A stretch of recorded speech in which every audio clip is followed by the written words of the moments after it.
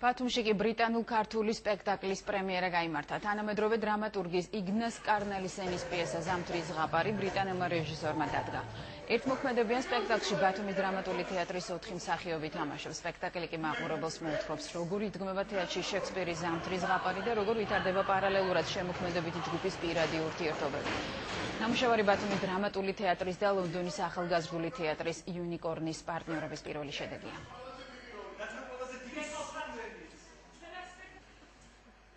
დღევანდელი სპექტაკლიც არის ინოვაციური, არის ახალი სიტყვა ვფიქრობ ქართულ თეატრალურ სივრცეში, იმედი მაქვს, რომ ბათუმელ მატყურებელს მოეწონება ეს სპექტაკლი. ზოგადად პროგრამა ნამდვილად გაამართლა, თავისი მიზანი ჩვენ შევძელით, რომ დაგვახლოვებინა ბრიტანელი თეატრალები და ქართველი თეატრალები. ამ პროგრამის ფარგლებში შესაძლებელი გახდა უკვე ორი კოპროდუქციის განხორციელება და სამომავლოდაც ძალიან საინტერესო გეგმები გვაქვს. საინტერესო სპექტაკლია, რა თქმა უნდა, საინტერესო პიესა, საინტერესო შემოქმედებითი ჯგუფია, საინტერესო რეჟისორია, რა თქმა უნდა, უცხოელი რეჟისორია, ბრიტანელი.